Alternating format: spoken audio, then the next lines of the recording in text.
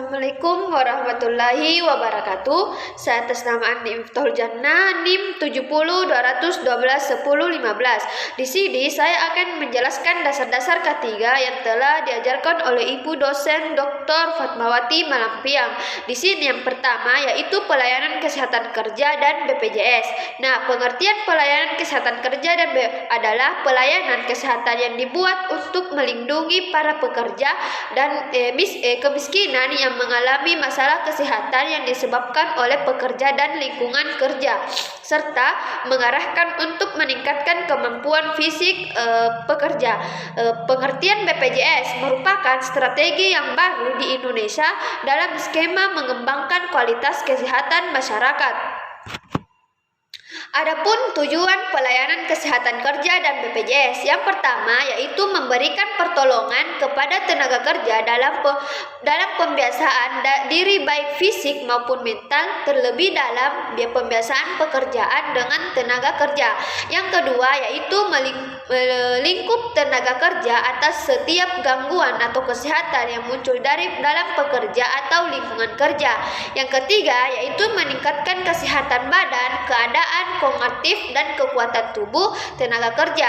Yang keempat, memberikan pengobatan atau penyembuhan dan pemeliharaan bagi tenaga kerja. Yang kelima yaitu mewujudkan kawasan kerja yang selamat melalui penilaian cara berdasarkan mutu, jumlah atau banyak, dan menciptakan tenaga kondisi sehat. Adapun tujuan BPJS yaitu untuk menciptakan tenaga kerja, pemberian jaminan agar terwujudnya keperluan dari hidup yang setimpa peserta atau anggota keluarga. Adapun tugas pelayanan kesehatan kerja dan BPJS. Nah, yang pertama yaitu pelayanan kesehatan kerja. 1. Memberikan pemeriksaan kesehatan sebelum bekerja serta berkala dan khusus. Yang kedua, memberikan binaan dan kontrol terhadap orientasi pekerja dan pekerjanya. Yang ketiga, memberikan binaan dan kontrol atau lingkungan kerja. Yang keempat, memberikan binaan dan kontrol atas perlengkapan kesehatan. Adapun tugas BPJS yaitu 1. Melaksanakan pendaftaran peserta, yang kedua mengumpulkan songkongan dari peserta dan pemberi pekerja, yang ketiga memperoleh pertolongan songkongan dari pemerintah, yang keempat mengelola uang jaminan sosial untuk kepentingan peserta.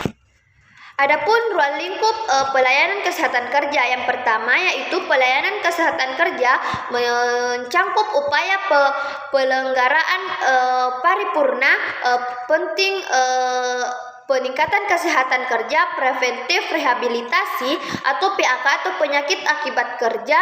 Yang kedua yaitu institusi puskesmas, politik dan perusahaan atau klinik yang disertai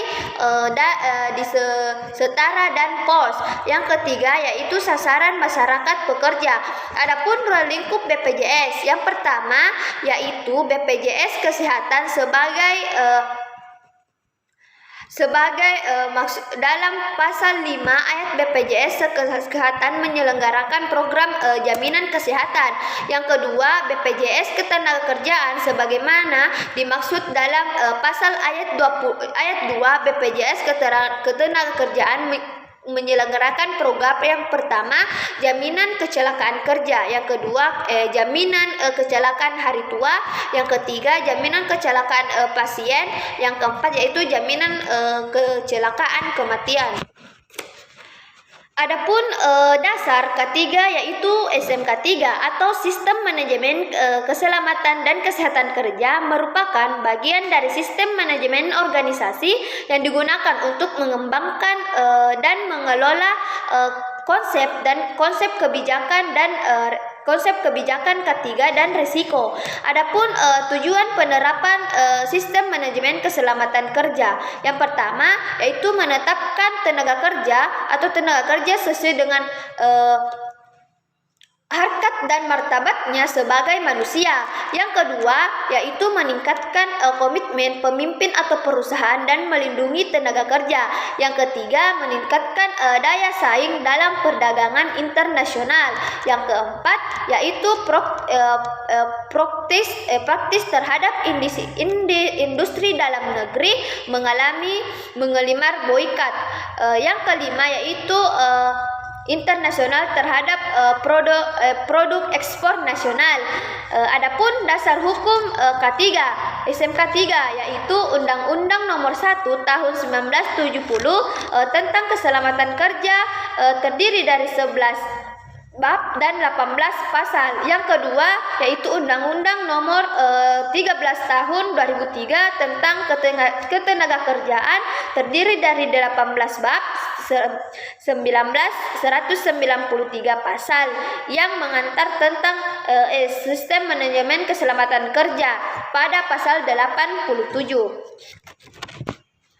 Peraturan Pemerintah Nomor 50 Tahun 2012 tentang penerapan sistem manajemen kerja yaitu Peraturan Materi Ketenagakerjaan Nomor 26 Tahun 2014 tentang penyelenggaraan penelitian penerapan sistem manajemen kerja, Keputusan Presiden Nomor 22 Tahun 1993 tentang penyakit yang ditimbul karena hubungan kerja, yaitu Undang-Undang 19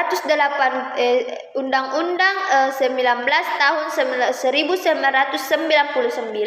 tentang jasa konstruksi, yaitu yang Peraturan Materi Tenaga Kerja RI Nomor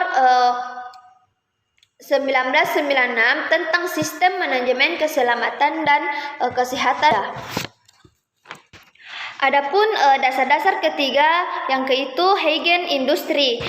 Adapun pengertian hygiene industri. Hygiene industri adalah ilmu yang berkaitan dengan masalah kesehatan dan upaya untuk mencegah timbulnya penyakit yang disebabkan oleh timbulnya bakteri yang merugikan. Yang kedua, adapun tujuan hygiene industri. Yang pertama, sebagai alat untuk mencapai derajat kesehatan pekerja yang setinggi-tingginya sehingga dapat dicapai pula kesejahteraan pekerja atau sejahtera ekonomi dan sejahtera sosial, sejahtera batin dan sehat. Yang kedua, sebagai alat untuk meningkatkan produksi yang berlandaskan pada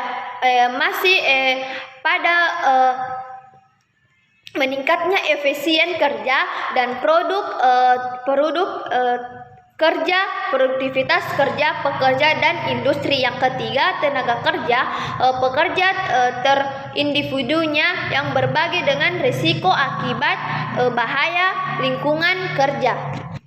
Adapun prinsip-prinsip dasar hygiene industri. Yang pertama, antisipasi yang dilakukan untuk memprediksi potensi bahaya dan risiko yang di tempat kerja yang berasal dari semua faktor atau lingkungan dan aktivitas kerja. Yang kedua, yaitu pengenalan adalah untuk mengetahui karakteristik suatu bahaya secara menyeluruh, mengetahui sumber bahaya dan area yang berisiko, mengetahui proses kerja yang berisiko, dan mengetahui berapa pekerja yang terpapar risiko bahaya. Yang ketiga, yaitu evaluasi adalah suatu kegiatan samping dan mengukur bahayanya dengan metode yang lebih spesifik. Yang keempat, yaitu pengendalian, yaitu yang dilakukan jika hasil evaluasi terdapat pengukuran yang melebihi nilai ambang batas. Adapun promosi K3. Yang pertama, yaitu promosi K3 merupakan upaya meningkatkan kapasitas masyarakat melalui pembelajaran mandiri oleh masyarakat yang mengembangkan kegiatan berbasis masyarakat sesuai budaya masyarakat dan didukung oleh kebijakan publik yang berinteraksi pada kesehatan. Adapun tujuan promosi K3 yang pertama yaitu mau memelihara dan meningkatkan kesehatan. Yang kedua, mampu memelihara dan meningkatkan kesehatan. Yang ketiga, memelihara kesehatan berarti mau dan mampu mencegah penyakit. Yang keempat, melindungi diri dari gangguan kesehatan. Yang kelima, meningkatkan kesehatan berarti mau dan mampu meningkatkan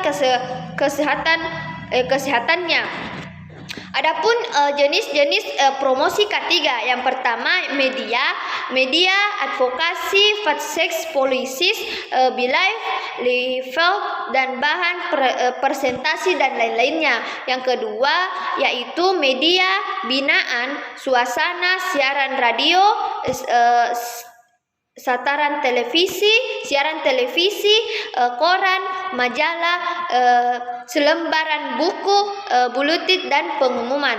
Yang ketiga yaitu media yang gerakan pemberdayaan masyarakat, brosur, spanduk, dan poster film, dan lain-lainnya. Adapun dasar-dasar ketiga tentang penyakit akibat kerja. Adapun pengertian penyakit akibat kerja. Penyakit akibat kerja adalah penyakit yang disebabkan oleh pekerja, alat pekerja, bahan dan proses maupun lingkungan kerja, atau penyakit akibat kerja yang menyebabkan penyakit yang artifisial atau man-mediated. Adapun faktor-faktor penyakit akibat pekerja, yang pertama yaitu faktor kimia.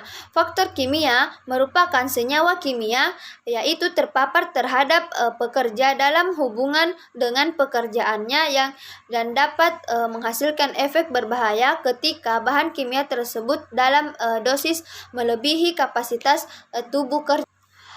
Yang kedua yaitu faktor fisik. Faktor fisik ini biasanya menyebabkan berbagai penyakit yang bisa timbul jika terpapar pada waktu yang lama. Yang ketiga, faktor biologi. Faktor biologi yaitu faktor yang merupakan salah satu faktor dari penyakit akibat pekerja yang disebabkan oleh alat-alat kerja yang dimana terdapat virus atau bakteri yang melekat dan habis yang menyebabkan penyakit seperti penyakit HIV, yang hepatitis, dan berbagai penyakit lainnya. Yang keempat yaitu faktor ergonomi atau fisiologi. Faktor ergonomi merupakan adanya kesalahan dalam posisi kerja, cara kerja, dan alat kerja yang salah. Yang kelima, faktor psikologi. Faktor psikologi adalah penyakit akibat kerja ini lebih tertuju pada faktor hubungan kerja dan lingkungan yang terdapat dalam diri. Pada faktor dari seseorang pun bisa mengalami stres dan akibat tekanan lingkungan kerja ataupun kondisi sekitar kerja. Adapun macam-macam penyakit akibat kerja, yang pertama yaitu penyakit silikosis, yang kedua penyakit abesitosis, yang ketiga penyakit bisonosis, yang keempat yaitu antorkososis, yang kelima berliosis, yang keenam saluran pernapasan, yang ketujuh penyakit kulit, yang kedelapan yaitu perusak pendengaran. Adapun dasar ketiga itu kecelakaan kerja dan pengendaliannya. Pengertian kecelakaan kerja adalah merupakan insiden yang dapat menyebabkan cedera dan juga bisa terjadi kecelakaan. Ada 4 faktor penyebab kecelakaan kerja. Yang pertama, faktor manusia yang dipengaruhi oleh pengetahuan, keterampilan, dan sikap. Yang kedua, yaitu faktor material yang memiliki sifat dapat memunculkan kesehatan dan keselamatan kerja. Yang ketiga, faktor sumber bahaya, yaitu ketika keadaan yang tidak aman dari keberadaan mesin atau peralatan, lingkungan, dan proses sifat pekerja. Yang keempat yaitu faktor yang dihadapi, misalnya kurangnya pemeliharaan atau perawatan mesin atau peralatan sehingga tidak dapat bisa bekerja dengan sempurna. Adapun teori penyebab kecelakaan kerja, yang pertama teori domino, yang kedua yaitu teori Bright dan Loftus, yang ketiga teori Swiss cases. Adapun dampak kecelakaan kerja yang pertama yaitu kerusakan, merupakan bagian yang berdampak pada peralatan atau mesin yang digunakan dalam kerja atau pada hasil produksi. Yang kedua, kekacauan organisasi merupakan kerugian yang berdampak karena adanya keterlambatan proses pergantian alat atau tenaga kerja baru. Yang ketiga, yaitu keluhan dan kesedihan yang merupakan kerugian non material yang diderita oleh tenaga kerja, namun lebih cenderung kerugian yang bersifat psikis. Yang keempat yaitu kelainan dan cacat merupakan kerugian yang diderita tenaga kerja secara fisik, bisa berubah sakit yang terobati atau yang lebih fatal adalah kelainan dan cacat. Yang kelima yaitu kematian merupakan kerugian yang menduduki posisi puncak terhadap fisik dan psikis tenaga kerja. Adapun pencegahan dan pengendaliannya kecelakaan kerja yaitu peraturan perundang-undangan yang ditentukan yang diwajibkan mengenai kondisi-kondisi kerja pada umumnya. Yang kedua, standarisasi yaitu penempatan standar-standar resmi, setengah resmi atau tidak resmi, misalnya konstruksi yang memenuhi syarat keselamatan jenis peralatan industri tertentu. Yang ketiga itu pengawasan yang tentang dipatuhinya ketentuan perundang-undangan yang diwajibkan. Adapun dasar ketiga yaitu psikologis industri. Pengertian psikologis industri adalah organisasi adalah sebuah cabang ilmu psikologi yang mempelajari perilaku manusia dalam situasi kerja. Adapun manfaat psikologi industri yang pertama, membantu organisasi dan perusahaan dalam mencapai tujuan bersama.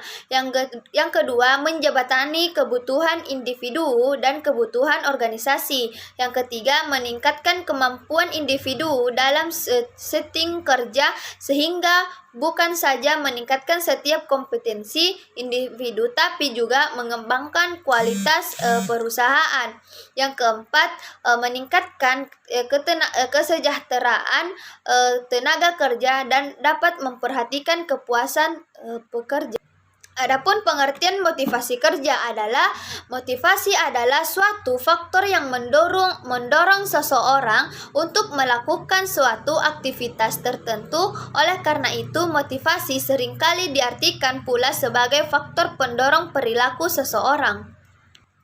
Adapun pengertian kepuasaan kerja, kepuasaan kerja yang tinggi akan tercapai apabila faktor-faktor yang menyebabkan terjadinya kepuasan kerja tersedia dengan baik. Kepuasaan kerja tidaklah berdiri sendiri, melainkan dipengaruhi oleh sebagian faktor yang bersumber dari dalam organisasi, yang bersumber pada diri tiap tenaga kerja itu sendiri. Yang kedua yaitu faktor-faktor yang mempengaruhi kepuasan kerja. Banyaknya faktor yang mempengaruhi kepuasan kerja karyawan. Faktor-faktor itu sendiri dalam peranannya memberikan kepuasan pada karyawan bergantung pada pribadi masing-masing karyawan. Menurut Sutrisno, faktor yang mempengaruhi kepuasan yaitu faktor psikologis, faktor sosial, faktor fisik, dan faktor finansial. Adapun pengertian faktor konflik yaitu konflik merupakan sebagai suatu proses sosial antar dua orang atau lebih di mana salah satu pihak berusaha menyingkirkan pihak lain dengan menghancurkan atau menghambatnya tidak berdaya. Adapun dasar ketiga toksikologi industri. Toksikologi industri adalah ilmu yang mempelajari tentang dampak negatif bahan kimia yang terjadi pada makhluk hidup. Adapun klasifikasi bahan kimia yang berbahaya tentang toksikologi industri yang pertama, bahan kimia yang beracun adalah bahan kimia yang menyebabkan terhadapnya kesehatan pada manusia atau yang menyebabkan kematian ke dalam tubuh karena tertelan lewat pernapasan atau kontak lewat kulit. Yang kedua, bahan kimia korosif yang merupakan bahan kimia karena reaksi kimia yang mengakibatkan kerusakan apabila kontak dengan jaringan tubuh atau bahan lainnya. Yang ketiga, bahan kimia mudah terbakar adalah bahan kimia mudah bereaksi dengan oksigen yang dapat menyebabkan kebakaran. Yang keempat, bahan kimia mudah meledak, yaitu adalah suatu zat atau cairan atau campuran keduanya yang karena suatu reaksi kimia dapat menghasilkan dalam jumlah dan tekanan yang besar serta suhu yang tinggi sehingga menimbulkan kerusakan sekaligusnya. Adapun yang kelima, bahan kimia oksidator adalah suatu bahan kimia yang mungkin tidak mudah terbakar tetapi dapat menghasilkan oksigen yang dapat menyebabkan kebakaran bahan-bahan lainnya. Adapun proses metabolisme bahan kimia ke dalam tubuh tentang toksikologi industri, yaitu proses metabolismenya yaitu juga disebut sebagai biosmosfer, ialah mekanisme dasar pemahaman tubuh terhadap toksikan atau exonobiotik. Pada metabolisme terjadi proses-proses sebagai berikut. Yang pertama, eliminasi pada zat pada bentuk asal melalui proses ekskresi. Yang kedua, modifikasi struktur buat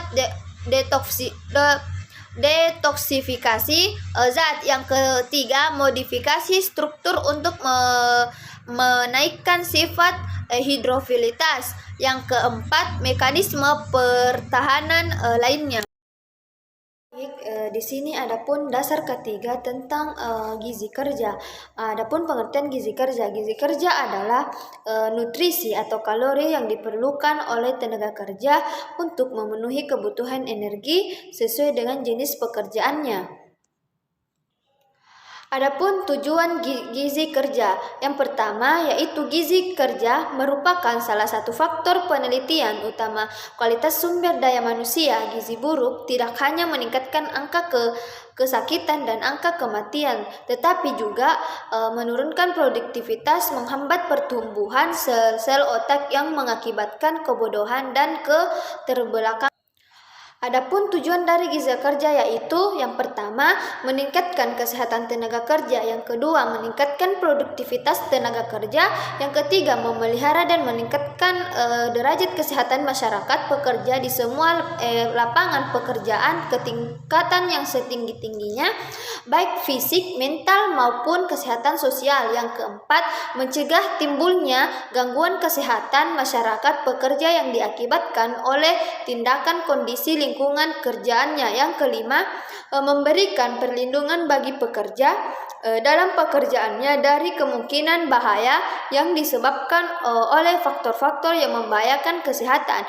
Yang keenam, menempatkan dan memelihara pekerja di suatu lingkungan pekerja yang sesuai dengan kemampuan fisik dan psikis pekerjaannya. Adapun manfaat gizi kerja, yang pertama, meningkatkan dan mempertahankan kemampuan kerja, yang kedua, meningkatkan produktivitas, yang ketiga, meningkatkan derajat kesehatan, yang keempat, menurunkan absensi, yang kelima, terciptanya hubungan timbal balik pengusaha dan pekerja maupun antar pekerja. Yang keenam, suasana kerja menyenangkan dan meningkatkan motivasi dan pengaruh dan gairah kerja. Yang ketujuh yaitu mengatasi kelelahan dan persiapan tenaga kerja kembali. Yang kedelapan, pengawasan relatif lebih mudah. Adapun jenis pekerjaan gizi kerja, yang pertama yaitu jenis pekerjaan ringan.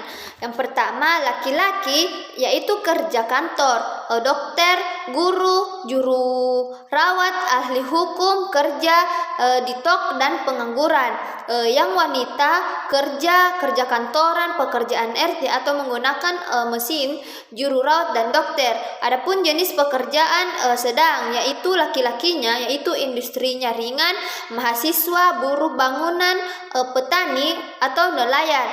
Sedangkan wanitanya yaitu industri ringan, mahasiswa, pekerja rumah tangga atau dengan mesin.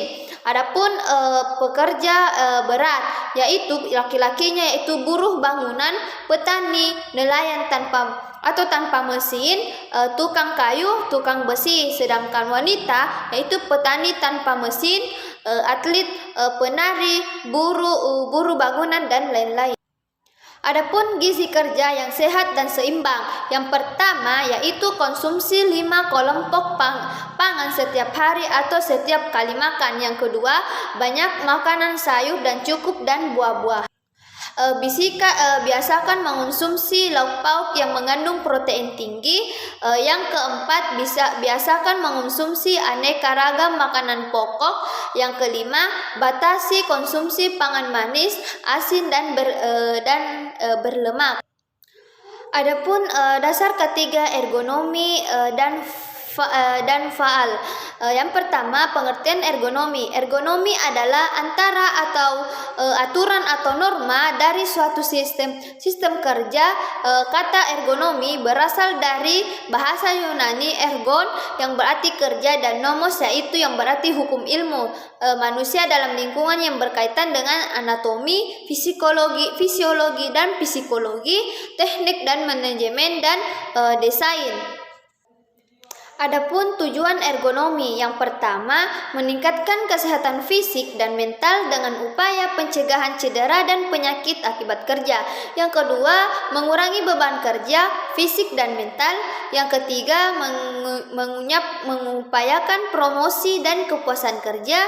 Yang keempat, meningkatkan kesejahteraan sosial dengan meningkatkan kualitas kontak dan sosial, mengkoordinasikan pekerja dengan baik dan meningkatkan jaminan sosial baik untuk usia produktif maupun tidak produktif. Yang kelima, menciptakan keseimbangan rasional antara aspek teknis, ekonomi, dan antropologis dari setiap sistem kerja yang diterapkan untuk menghasilkan pekerjaan dan kehidupan yang berkualitas. Adapun ruang lingkup ergonomi, yang pertama, ergonomi adalah ilmu yang diambil dari disiplin ilmu pembelajaran interdisipliner lainnya yang menjembatani berbagai disiplin ilmu dan profesional dan merangkum informasi, wawasan, dan prinsip dan masing-masing disiplin ilmu tersebut terkait meliputi psikologi, anatomi, psikologi fisiologis, fisika dan teknik psikologi dan anatomi yang membaku gambaran tentang bentuk tubuh manusia. Adapun sasaran ergonomi, yang pertama, sasaran utama dari ergonomi adalah agar karyawan mencapai prestasi kerja yang tinggi dengan lingkungan kerja yang tenang, aman dan nyaman. Sasaran dari ergonomi bagi semua pekerja baik di sektor modern maupun tradisi.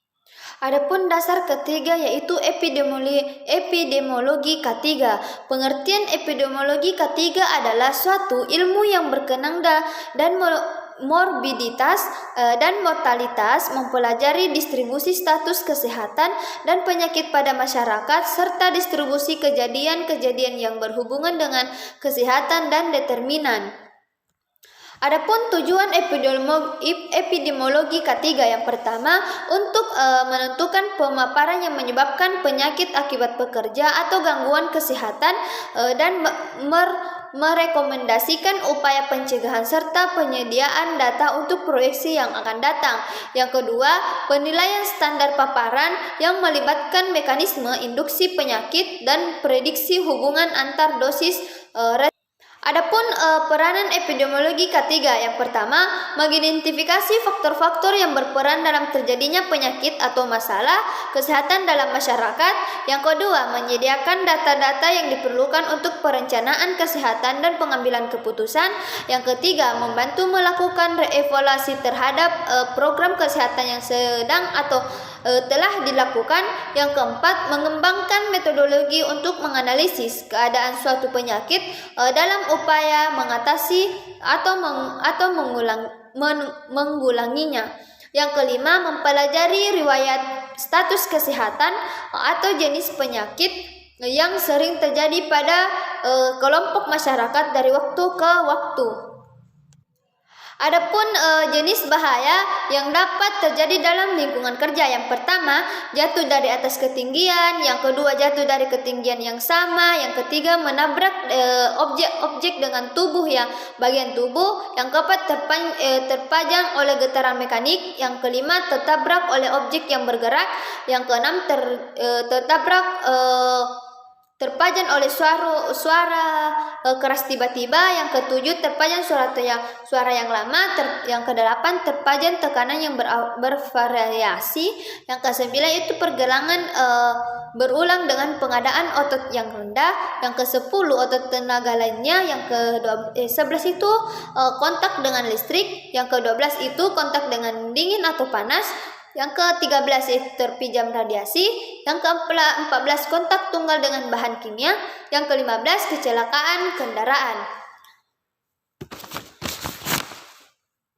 Baik, itulah dari presentasi tentang dasar-dasar K3. Mohon maaf bila ada kekurangannya. Wabillahi taufiq wal hidayah. Wassalamualaikum warahmatullahi wabarakatuh.